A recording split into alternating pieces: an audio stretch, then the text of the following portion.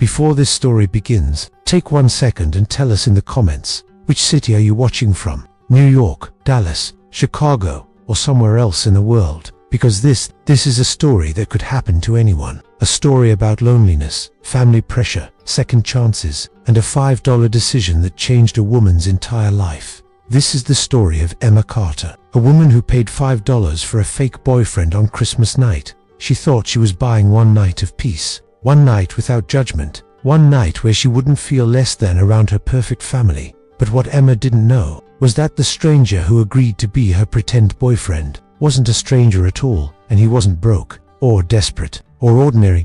She paid $5 for a fake boyfriend, and walked into the arms of a hidden millionaire. Stay with me until the very end, and when the story is over, don't forget to rate it from 0 to 10. Now, let's begin. To understand why Emma made that desperate $5 decision, you have to understand the kind of life she was living. Emma Carter was 27 years old, and she wasn't living, she was surviving.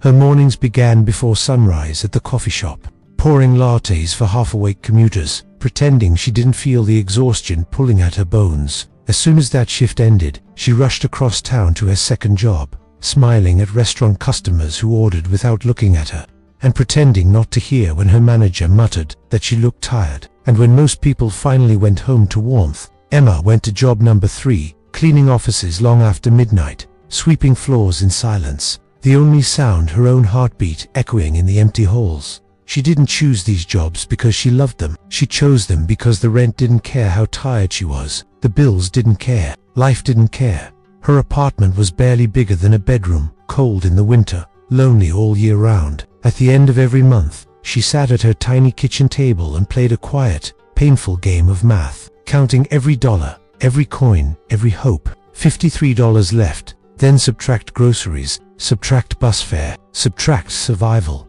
And when she counted everything carefully, painfully, she realized she had only $5 left. $5 to face the week, $5 to face her family, $5 to face the world. Then came the messages. Her mother, cheerfully announcing that her sister was bringing her fiancé for Christmas, that her cousin was bringing her boyfriend, that even her younger brother had found someone, followed by the one sentence that hit Emma straight in the heart.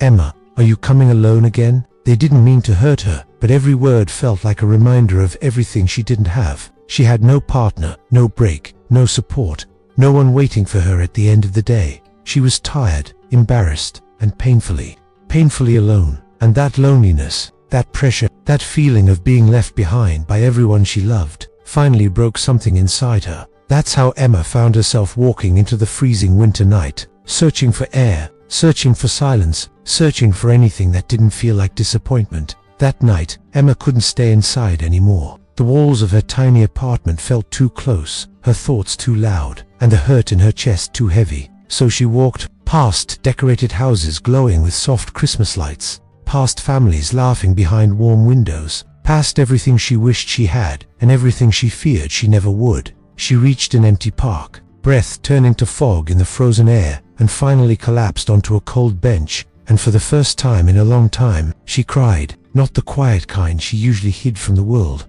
but a raw, shaking, bone-deep kind of cry that came from years of trying to be strong. When she had nothing left, she wiped her tears with trembling hands and whispered, almost to herself, why is everyone else moving forward except me? But the whispers weren't enough. The hurt was too loud, so she threw her head back, stared up at the dark winter sky, and shouted into the emptiness, where do you even rent boyfriends in this city? Her voice echoed through the silent park, disappearing into the cold night. She stood up, pacing in frustration, muttering to herself, $5, that's all I have. Who would even agree to pretend for $5? She didn't know she wasn't alone. Footsteps crunched softly in the snow behind her, slow, steady, close. Emma froze. A calm voice broke the silence. I would. Emma spun around, heart racing. Under a dim streetlight stood a man, tall, composed, snow dusted across his dark coat, eyes warm despite the cold. She blinked, unable to speak. He stepped closer, hands in his pockets, voice gentle but sure. If you really need a boyfriend, I'll do it, even for $5. And in that moment, everything about Emma's life began to shift, quietly, unexpectedly, and forever.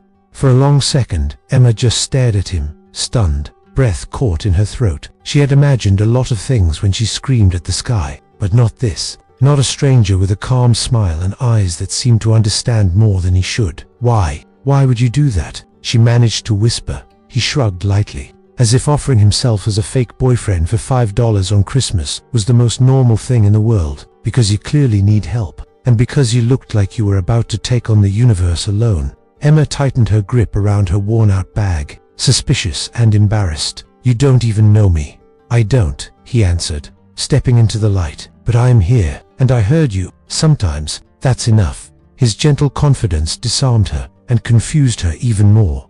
Look, she said, trying to regain control. I can only pay $5. That's literally all I have left until next week. Instead of mocking her, he laughed softly, warm, genuine, like he actually found it adorable. $5 it is. Then, before she could react, he extended his hand as if sealing a business deal. She hesitated, then placed her cold fingers in his gloved palm. His touch was steady, comforting, too comforting. Okay, she said quietly, but we need rules. Clear rules. He nodded. Of course. Number 1, I'll hold your hand, stay close, play the part, but nothing beyond that, unless you're comfortable. Emma let out a relieved breath.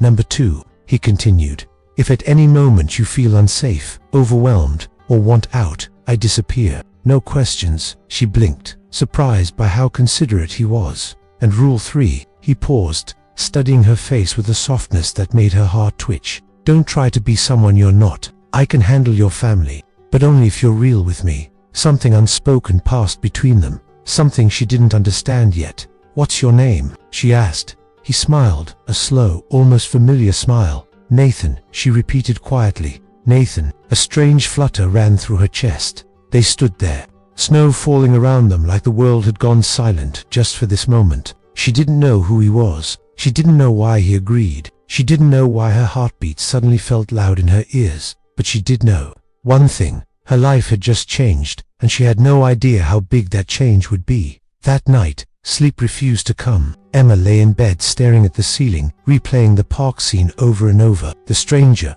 his calm voice, his steady hand, his kindness, none of it made sense. Why would anyone help her like that? Her phone buzzed suddenly.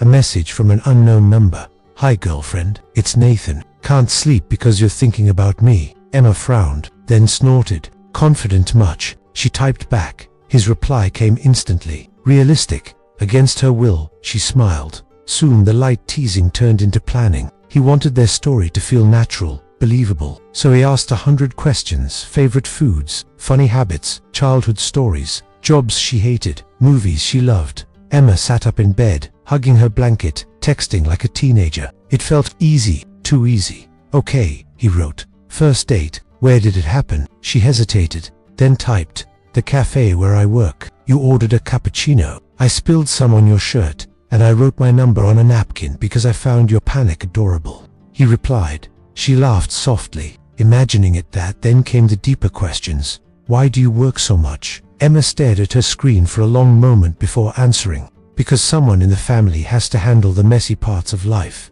He didn't joke this time. Instead, he sent, you deserve a break, and someone who sees how hard you try. Her chest tightened unexpectedly when the conversation drifted to favorite holiday memories, childhood fears, places they wanted to visit. Emma felt herself opening up in ways she hadn't planned, and every time she typed something vulnerable, he answered with something warm, gentle. Surprising, it felt like he wasn't just learning her story, he was remembering it at one point. She wrote jokingly, you sound like you already know me. The typing dots appeared, then disappeared, then appeared again. Finally, his message popped up.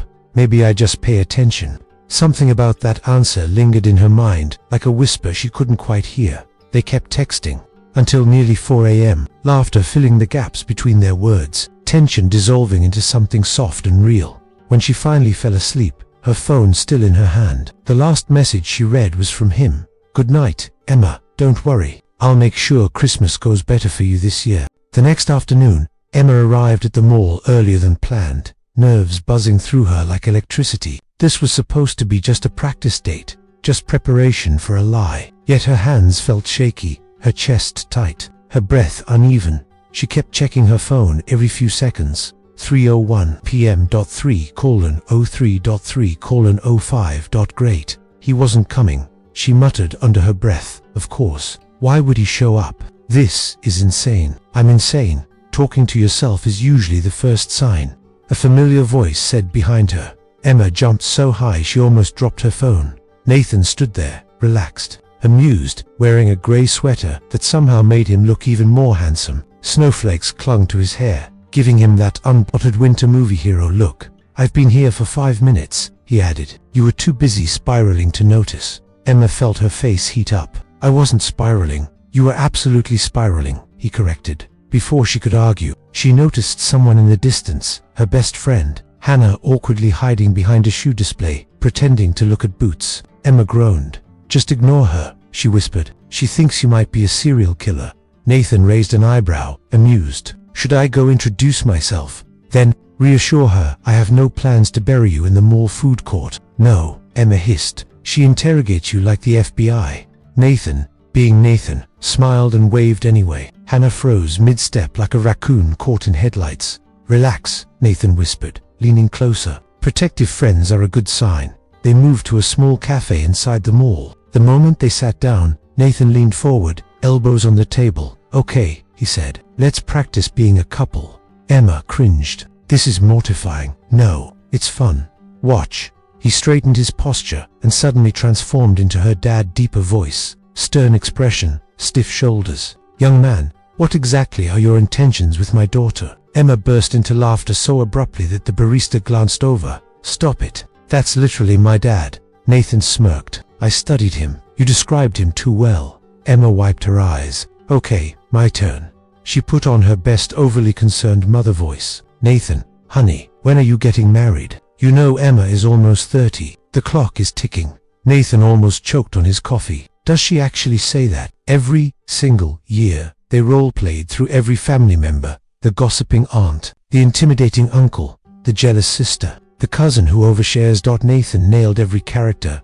Emma couldn't stop laughing. It was ridiculous. It was fun. It was the first time she felt genuinely light-hearted in weeks. At one point, Nathan touched her hand to demonstrate practicing PTA. It was supposed to be for the act, but Emma's breath caught. His thumb brushed her knuckles gently, intentionally, too intentionally. He noticed her reaction, and that soft, knowing smile curved on his lips again. He said softly, "We'll be a convincing couple." Emma pulled her hand back, flustered. Okay, enough practice. Sure, he teased, but just so you know, you blush really easily. She shoved her chair back in embarrassment, grabbed her bag, and tried to regain her dignity. Nathan stood with her, patient, amused, completely unfazed. They were walking out when Hannah abruptly appeared in their path. So, she said bluntly, arms crossed, are you or are you not a murderer? Nathan didn't blink. Not today. Hannah squinted. I'm watching you. Nathan offered a playful salute. Please do. Emma groaned into her hands as Hannah walked away. When Emma finally looked up, Nathan was smiling, but softer this time. Your world is chaotic, he said. I like it. And in that moment, standing under more lights, snow melting off his coat, his eyes steady on hers, Emma felt something she hadn't felt in a long time. Hope. The day before Christmas felt heavier than the rest. Emma woke up with her stomach twisted in knots, her mind spinning through every worst-case scenario possible. Her family would interrogate him. Her sister would glare holes through her dress. Her aunt would sniff out the truth like a bloodhound, and Nathan would see just how messy her world really was. But she had no way out now. She spent the afternoon tearing through her tiny closet, tossing sweaters, jeans, old uniforms, even Halloween costumes onto the bed. Nothing felt right. Nothing felt Christmas-dinner-with-a-fake-boyfriend proof.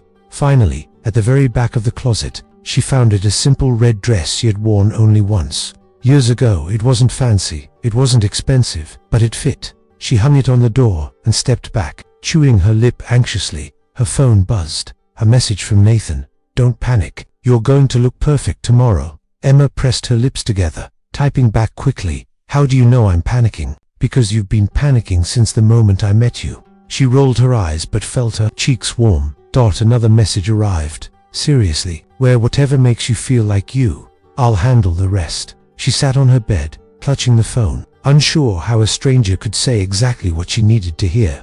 A knock sounded on her apartment door. It was her best friend, Hannah, holding a bag of makeup in one hand and takeout food in the other. "I'm here to save you from your emotional meltdown," she announced, walking in like she owned the place. "And I brought fries, because you're useless on an empty stomach." Emma sank onto the couch, half laughing. "Hannah, what if tomorrow goes horribly wrong? Then we laugh about it for the next 10 years, Hannah said, stuffing a fry into Emma's mouth. "But honestly, the guy seems solid, weirdly solid, and he likes you, more than he should for someone being paid $5.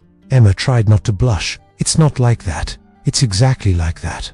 But deep down, Emma knew there was something different about him, something too calm, too gentle, too familiar. They spent the evening talking about everything, what Nathan might wear, how Emma should introduce him, how to survive Aunt Mel's interrogation, how to avoid her sister's smirk. But the closer it got to bedtime, the more nervous Emma became. When Hannah finally left, Emma stood alone in her quiet apartment, staring at the red dress hanging on the door, the weight of tomorrow pressing down on her chest. It was Christmas Eve, the night before facing her entire family, the night before everything could go wrong. Her phone buzzed again. "Good night, Emma. Tomorrow will be fine, I promise." And somehow, that simple message steadied her breathing. She turned off the lights, crawled into bed, and whispered into the dark, "Please, please let this work." Christmas Eve arrived faster than Emma wanted. Her hands shook as she fixed the straps of her red dress and checked her reflection one last time. She wasn't glamorous, she wasn't perfect, but tonight, she hoped she was enough. At exactly 7 p.m., her doorbell rang. Emma froze. She forced herself to breathe, walked to the door, and opened it, and forgot how to inhale. Nathan stood there in a tailored black coat, white dress shirt, and a deep red tie that matched her dress perfectly. Snow dusted his shoulders. His hair was neatly styled. His eyes softened the moment they landed on her. "You look beautiful," he said quietly. She looked away, trying to control her blush. You match my dress." "I told you," he smiled, lifting a small bouquet of white winter flowers. "I come prepared." Her throat tightened. He wasn't supposed to be this good at the fake boyfriend thing. They walked outside together, and Emma expected him to lead her to a bus stop or call a ride. Instead, he stopped in front of a sleek black car parked at the curb. She stared. "Is this yours?" Nathan simply opened the passenger door for her. "Hop in." She didn't. She just stood there, baffled. "Nathan, this is a luxury car. Teachers don't family inheritance," he said smoothly, leaning an elbow on the door. "Goodyear, lucky investments, long story." Emma swallowed. Something about that explanation felt practiced to practiced, but she pushed the doubt aside. Inside, the seats were warm, the interior spotless. Emma felt like she had climbed into someone else's life. The drive through snowy neighborhoods was quiet until Nathan reached over and gently squeezed her hand. "Relax," he murmured. "I've got you." Her breath steadied. When they finally pulled into her parents' driveway, a large house, glowing with Christmas lights, Emma felt her stomach twist again. Nathan stepped out first, walked around, and opened her door like some gentleman from a holiday romance movie. "Ready?" he whispered. "No," she whispered back. "That's fine. I'll talk." "You just smile." Emma tried, but it came out shaky. The front door swung open before they could knock. Her mother appeared, apron covered in flour, eyes widening at the sight of the handsome man beside Emma. "Oh my God, Emma, and you must be Nathan." Nathan smiled warmly and stepped forward, offering her the bouquet with a charming ease that should have been illegal. "These are for you, Mrs. Carter. Emma tells me you're the heart of the family." Emma's mother nearly melted on the spot. "George," she yelled into the house. Emma brought the sweetest young man. Emma looked at Nathan with disbelief as her mother dragged him inside like a prized Christmas decoration. And inside the house, filled with family chatter, the smell of baked ham and twinkling lights, everyone turned to stare. Her sister raised an eyebrow. Her aunt whispered something under her breath. Even Grandma Ruth squinted at Nathan, like she was trying to place him in some memory. "I swear I've seen that boy somewhere," Grandma muttered.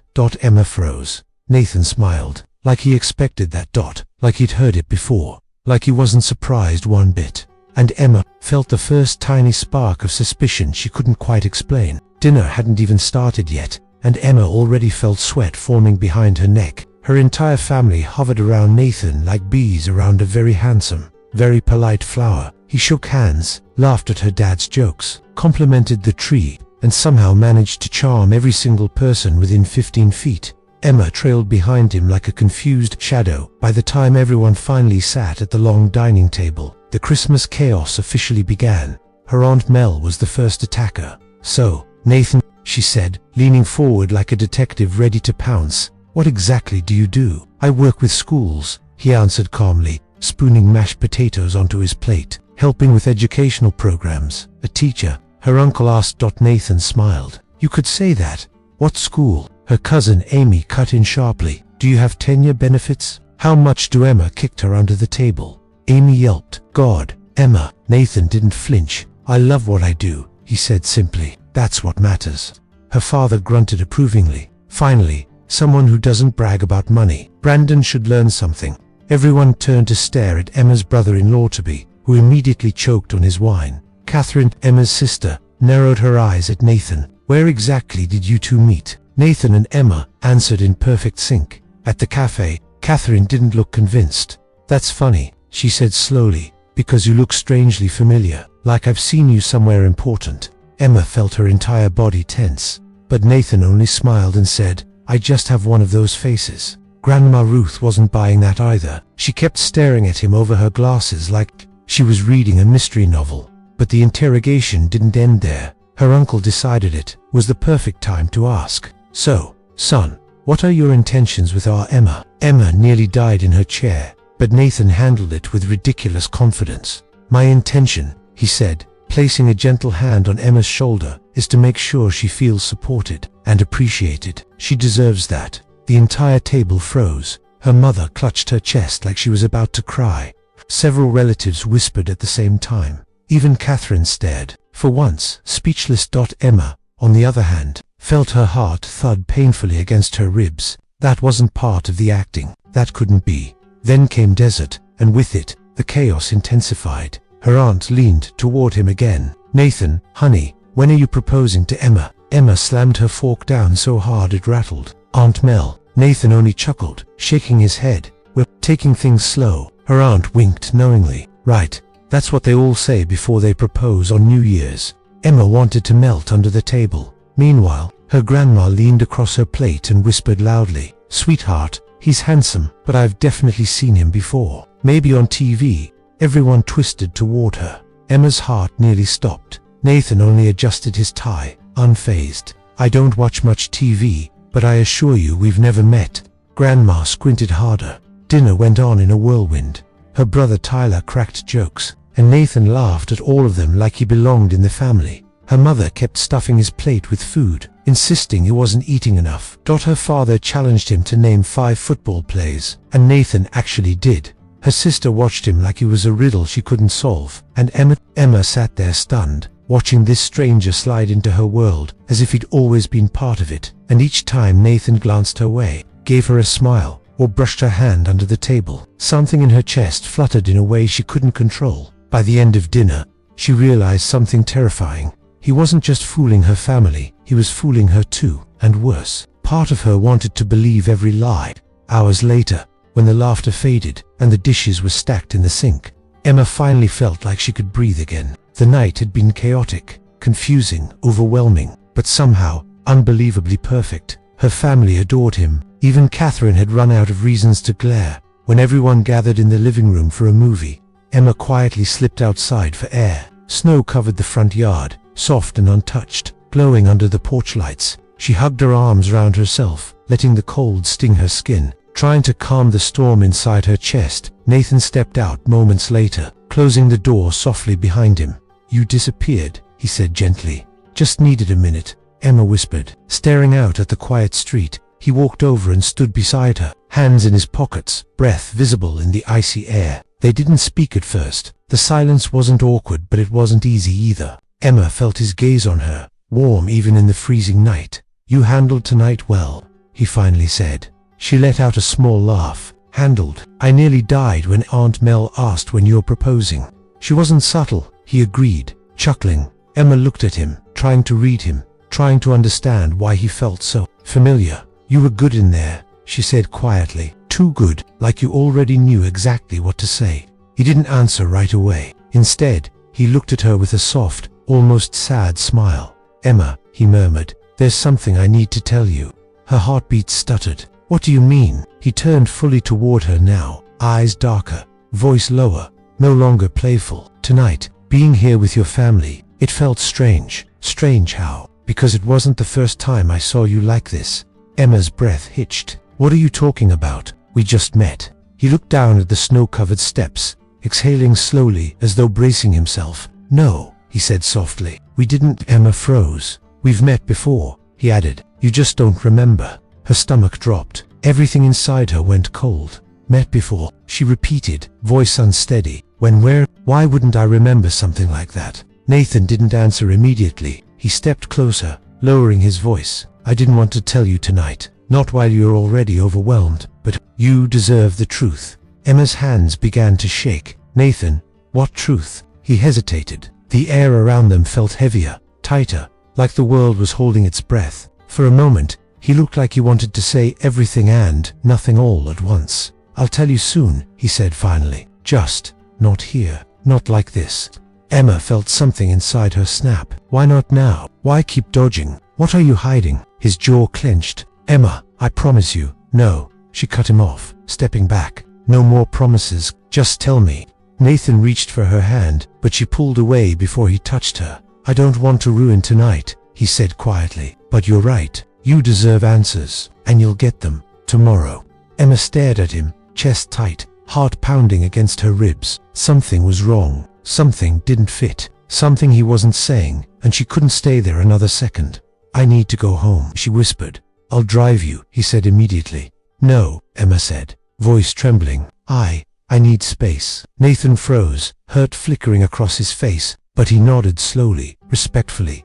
Okay, he whispered, if that's what you need. She walked to the car without looking at him. He drove her home in silence, hands tight on the wheel, eyes fixed ahead. When they reached her building, Emma opened the door quickly. Emma, he said, voice breaking just a little. Please, don't be afraid of me. She didn't answer. She couldn't. She shut the door and hurried inside, not daring to look back, not daring to see the expression on his face, because deep down, she already knew the truth he was hiding was Big Dot, and whatever it was going to break her. The next morning, Emma woke with swollen eyes and a heart that felt bruised. She hadn't slept. She couldn't. Every time she closed her eyes, she saw Nathan's face on the porch, those eyes full of something he wasn't saying, something she didn't understand, something that scared her more than she wanted to admit. Her phone buzzed. Non-stop. Nathan. But she didn't open a single message. She moved through her apartment like a ghost, making coffee she didn't drink, pacing the tiny kitchen, replaying his words over and over. We've met before. You don't remember. Why would he say that? Why now? Why after everything? By late morning, there was a knock at her door. Emma froze. Another knock. Firmer. Emma. His voice called through the door, soft but unshakably steady. Please, just talk to me. Her stomach twisted. She wanted to ignore him, but her feet moved on their own. She opened the door only a crack. Nathan stood there looking exhausted, hair messy, coat thrown on, eyes red like he hadn't slept either. Emma, he whispered, please, let me explain. Her throat tightened. She unlocked the chain and stepped back, letting him inside. He didn't move at first. He just stood there, taking a slow breath, like he was gathering the courage to break open his own chest. Then he reached into his pocket and placed something on the coffee table. A wallet. Her brow furrowed. What is this? My truth, he said quietly. She stared at him, then slowly picked it up. Her hands trembled as she opened it. Driver's license. The name made her freeze. Ethan Nathan Cole. Her breath caught. Her heart stumbled. She lifted her eyes. Your name isn't Nathan? He shook his head. Nathan is my middle name. I didn't lie about that. But my real name is Ethan. Her mind spun. Why would you use a different name? Why pretend? Because you wouldn't have let me get close if I told you who I was, he said, voice tight with guilt. And I'm not proud of that. You have every right to be angry. Emma backed away, confusion twisting into hurt. Why wouldn't I? You're a teacher, right? You said you worked with schools. I do work with schools. He interrupted gently. But I'm not a teacher, not anymore. She stared at him. He swallowed hard. I own the company, Cole Technologies. Emma blinked, stunned. You're the CEO. He nodded slowly. Her heart dropped into her stomach. She remembered headlines, articles, business magazines her sister used to read. A brilliant young tech entrepreneur. a hidden millionaire who kept his life private, a rising star in education. She suddenly felt sick. "You lead to me," she whispered. He stepped closer, but she backed away again. "Emma, just listen." "No," she said, voice shaking. "No more half-truths, no more mystery. Tell me everything, right now." Ethan exhaled shakily. "Okay." He walked to the window, staring out at the snowy street, before turning back to her. 5 years ago, he began. Before the money, before the company, before everything. "I used to go to the cafe where you worked. Every day." Emma's breath caught. No. That couldn't be. You were always rushing. He continued softly, balancing school and work. "You looked so tired, but you were always kind. You smiled at every customer, even on the days you looked like you were falling apart." Emma felt her knees weaken. "I noticed you," he said, voice trembling slightly. "Every day." She shook her head. "That doesn't make sense. I would remember." "You wouldn't," he whispered, pain flickering through his eyes. "Because back then, I wasn't this version of me." He reached into his wallet and pulled out a faded, crisp photo. Him. Except younger, thinner, glasses, shy awkwardness all over his face. Emma gasped softly. Ethan set the picture into her hand. "That was me back then. Ethan Cole. Quiet, invisible. The guy who ordered the same cappuccino every day because it was the only time I got to see you." A tiny, hazy memory flickered in her mind. A shy guy with glasses, always in the corner seat, always reading something. Then she remembered something sharper, something she hadn't thought about in years. She swallowed. "Didn't you ask me out once?" Ethan's eyes softened painfully. "Yeah, I did." And suddenly she remembered the moment, brief, blurry, nothing special at the time. A nervous guy fumbling with his words. "Would you want to maybe have dinner sometime?" Her younger self, tired, stressed, overwhelmed, thinking only about bills and survival. "I'm sorry, I'm too busy. I don't have time for dating." And she walked away. She never saw him there again. She never knew he stopped coming. Emma stared at him now, guilt rising like a wave she couldn't stop. "You're him," she whispered. "You're Ethan and I rejected you." He nodded slowly. "And you had every right to. Why didn't you tell me?" Her voice cracked, raw, trembling. "Why pretend to be someone else?" "Because I wanted a chance," he said, voice breaking. "A real chance. Not with the girl who rejected me, but with the woman you became." Emma's eyes filled with tears she didn't want to shed. "I didn't lie to hurt you," he said, stepping closer. "I lied because I was afraid you'd push me away again before I could show you who I was now." She shook her head, wiping her cheeks. "You should have told me from the start." "I know," he whispered, "and I'm sorry. I'm so sorry. I messed up." "But Emma," his voice softened, desperate and sincere. "Every moment I spent with you was real. Every smile, every text, every second." She closed her eyes, her chest aching with betrayal, confusion, and something else, something she didn't want to admit. "I just need time," she whispered. Ethan nodded, eyes glistening. "Take all the time you need. I'll wait. Just don't shut me out completely." Emma could barely speak as she whispered, "I don't know what to do." He stepped back, pain tightening his jaw, but his voice stayed gentle. "Do whatever you need to heal. I'll be here."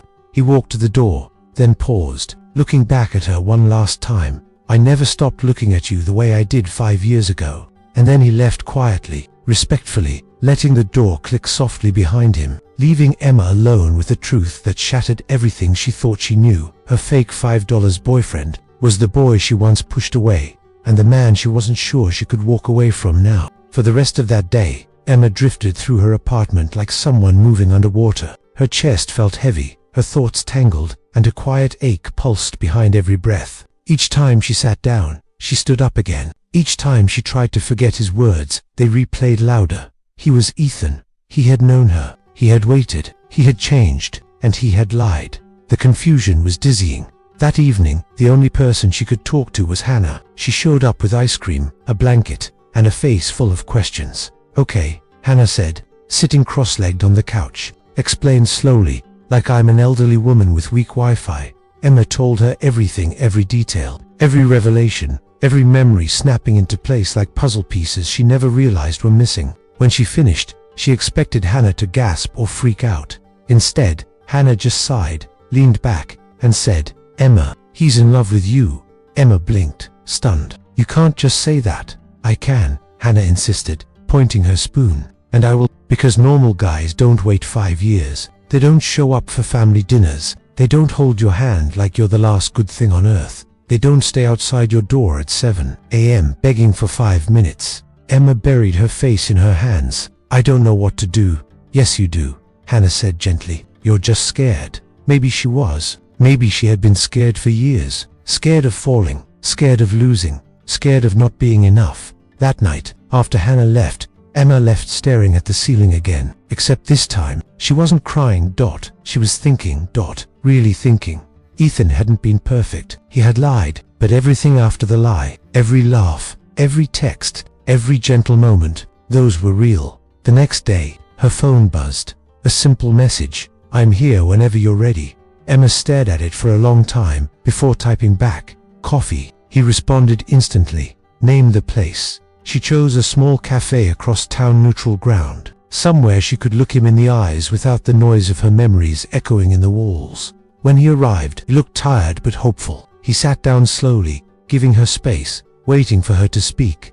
I don't know how to feel, she admitted, but I'm willing to listen. His shoulders eased with relief. Thank you. They talked for hours, really talked. No acting, no jokes, no careful pretending. Ethan told her everything. How he built his company, how lonely success could be, how he never forgot the girl who smiled at him when he felt invisible. And Emma opened up too about her exhaustion, her fears, her dreams she had shelved because life never gave her space to chase them. Something shifted between them that day. Not romance, something quieter, something stronger. Understanding.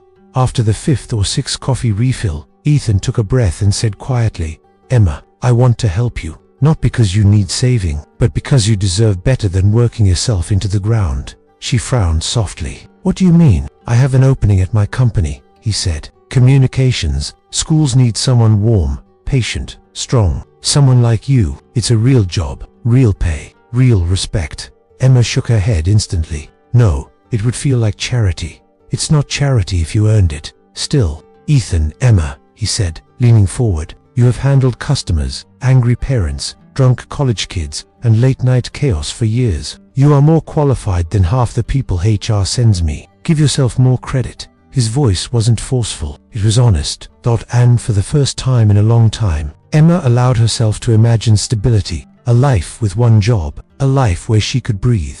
Let me think about it, she whispered. Take all the time you need, he said. They started meeting more after that. Coffee turned into lunches, lunches turned into walks, walks turned into dinners, real dates, not pretend ones. They were cautious at first, soft, slow, careful, but each time they parted ways, it felt harder to say goodbye. Soon Emma realized she was smiling more, laughing more, hoping more, and when she finally showed up at his office 2 weeks later and said, I'd like to take the job, Ethan didn't cheer or gloat or brag. He simply whispered, I'm proud of you. And for Emma, that was the moment she knew she wasn't rebuilding alone. She was rebuilding with him. New Year's Eve arrived with soft snowfall and the kind of quiet that made the whole city feel suspended in time. Emma stood in front of her mirror, smoothing the fabric of her dress, fighting the flutter in her stomach. This time was different. This time she wasn't walking into her family's home with a lie. This time, she was bringing the real man, the real story,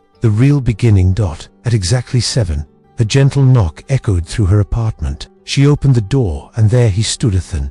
Not Nathan, not the invented version, just himself. His coat dusted with snow, his eyes warm, his smile soft in a way that made her heart stutter. You ready? He asked. Emma nodded, though the truth was, she wasn't ready at all. But she wanted to be. With him, she wanted to try. The drive to her family's house felt quieter than before, but it wasn't an uncomfortable silence. It was a new one, still fragile, still healing, still forming into something steady. When they pulled into the familiar driveway, Emma felt her breath catch. Ethan reached over and intertwined his fingers with hers. I've got you, he whispered. She squeezed his hand back. Her mother opened the door before they even reached the porch. The moment she saw Ethan, her face lit up like the Christmas tree behind her. Oh, sweetheart, welcome, she said, pulling him inside as if he had been part of their holidays for years. Her father clapped Ethan on the back. Her brothers high-fived him. Aunt Mel winked. Even Catherine, arms crossed, eyebrow raised, tilted her head as if reassessing him with fresh eyes. But tonight wasn't about pretending. Tonight was the truth. As everyone gathered in the living room, Emma felt her heartbeat quicken. Ethan gently nudged her hand, silently letting her know he was ready whenever she was. Emma cleared her throat. "Actually, there's something we need to tell you." The room went quiet. Ethan stepped forward, his voice steady. "My name isn't Nathan. It's Ethan. Ethan Cole." Her mother blinked. "Cole, as in?" Ethan nodded. "Yes, I own Cole Technologies. I wasn't honest about that the first time, because I didn't want anything about this." He glanced at Emma to feel fake or influenced. A stunned silence filled the room. Then Grandma Ruth slapped her knee and exclaimed, "I knew I'd seen him before. I told everyone. None of you listened to me." Everyone laughed nervously. Emma braced herself for judgment, disappointment, anger, but instead, her father stepped closer and looked Ethan directly in the eyes. "You told the truth now," he said. "That's what matters." Her mother nodded, wiping a tear. "And the way you look at our daughter, I haven't seen Emma this happy in a long time." Catherine crossed her arms, rolled her eyes dramatically, and muttered, "Ugh, fine. He's actually decent." Emma's shoulders loosened, breath leaving her chest in a shaky exhale she didn't realize she'd been holding. Ethan looked down at her, his expression soft, almost relieved. "We okay?" he whispered. Emma nodded, then smiled a real, unguarded smile. "Yeah, we're okay." Her family pulled them both into the dining room where dinner waited, warm and fragrant, and full of laughter. Ethan sat beside her, holding her hand beneath the table, thumb brushing her skin in quiet reassurance. As the clock ticked toward midnight, Emma realized something life-changing had happened. Tonight, not just acceptance, not just honesty, but belonging. Ethan didn't feel like a $5 decision anymore. He felt like home. As the room filled with countdown, chants and sparkling lights, Emma leaned into him and whispered, "Thank you for staying." He kissed her forehead softly, whispering back, "I'm not going anywhere." And for the first time in a long time, she believed it. New Year's Eve slipped into night, and after dinner, after laughter, after the warmth of family acceptance, Ethan asked Emma if she wanted to take a short drive before midnight. She agreed without thinking, her heart moving faster than her feet as they stepped out into the cold. He didn't tell her where they were going, only held her hand while the city lights flickered through the car windows like quiet fireflies. When they finally stopped, Emma stepped out and felt her breath catch. They were on a rooftop overlooking the entire city, glittering towers, soft snow drifting down, and faint echoes of fireworks in the distance. A small table sat in the center, with candles flickering despite the cold, and 2 plates of warm food waiting for them. Emma whispered, "Ethan, what is all this?" "Something I've wanted to do for a long time," he said, pulling her chair out gently. They ate slowly, talking about small things, laughing softly, letting the night wrap around them like a secret. But Emma noticed something. Ethan wasn't eating much. His fingers tapped his knee, his eyes flickering toward her every few seconds, his breath unsteady. Ethan, are you okay?" she asked softly. He stood suddenly, wiping his palms on his coat, looking nervous in a way she had never seen. "No," he said quietly, "because there's something I've been holding inside, something I need to say before this year ends." Emma rose slowly, heart pounding. The wind brushed her hair. The world seemed to hush. "Emma," he began, taking both her hands, his voice trembling. "I have lived a life of not enough, and then a life of too much, but in both of those lives, something was missing." His eyes glistened under the rooftop lights. "You," he whispered, "you are missing. The only person who ever saw me before the success, before the name, before the money. You make me feel like Ethan, not the CEO, not the millionaire, just me." Emma felt a tear slip down her cheek. "When I'm with you," he continued, voice breaking, "I don't feel alone. I don't feel lost. I don't feel like I'm performing. I feel home." He reached into his coat pocket, breathing heavily, like every second leading to this moment was carrying the weight of 5 years of silence. And then he knelt, right there, in the snow, under a sky exploding with distant fireworks. He knelt in front of her with a small black box in his shaking hands. Emma gasped, clasping her hands over her mouth as tears streamed down her face. "Emma Carter," he whispered, opening the box to reveal a simple, beautiful diamond ring that sparkled like something alive. "Will you marry me? Will you let me love you, really love you, for the rest of my life?" Her knees buckled, her breath broke, her heart felt too full to fit inside her chest. "Yes," she choked out. "Yes, 1,000 times, yes." Ethan stood, pulling her into his arms, and she melted into him with a joy that felt like sunlight breaking through winter.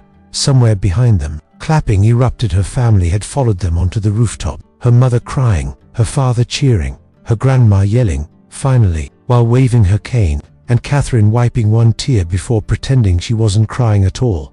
Emma laughed through her tears as Ethan lifted her off the ground and spun her once, kissing her softly, deeply, like the world had stopped spinning just for them. Fireworks exploded above them, lighting up the night sky in gold and blue as their shadows danced across the rooftop. In that moment, surrounded by snow, love, and bursting skies, Mer realized this wasn't a fairy tale, or luck, or fate. It was a $5 decision that led her straight to forever.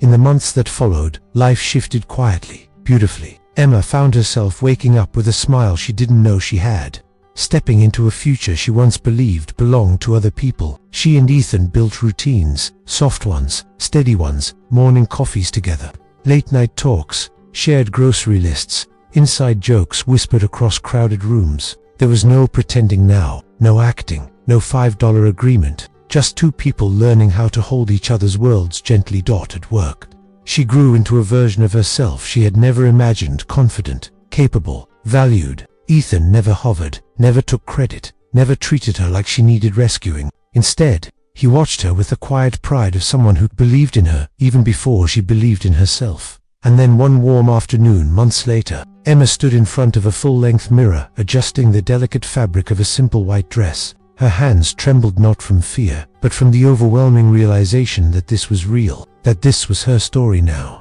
that this was her life. Behind her, Hannah sniffed loudly. "You're gonna make me cry," she muttered, dabbing her eyes. Emma laughed softly. "You're already crying." "Shut up," Hannah said, placing the veil perfectly over Emma's hair. "He's gonna lose his mind when he sees you." Emma swallowed, heart fluttering at the thought. Outside, music played faintly. Family voices drifted in the warm air, and at the end of the aisle, standing beneath a simple arch of flowers, waited Ethan, hands clasped, eyes soft, face full of awe the second he saw her. Emma stepped forward, and everything else faded. She didn't see the guests, or the flowers, or the sunlit garden. She saw only him, Ethan, looking at her like she was the answer to every longing he'd ever carried. They met in the middle, fingers brushing, breaths trembling. He whispered, "My forever," and she felt the truth of it settle into her bones. They exchanged vows, quiet, sincere words, full of every moment they had survived. And when they kissed, the world didn't erupt in fireworks this time. It didn't need to. The warmth between them was enough. As the scene slowly fades, the narrator's voice softens. "Thank you for joining us for this journey. If this story touched your heart, rate it from 0 to 10 in the comments below. And don't forget to subscribe for more true, emotional, life-changing stories. Until next time, take care of your heart. It's the only one you've got." And with that, the music fades, the screen dims, and their story closes softly like a final page turning in a book you didn't want to end.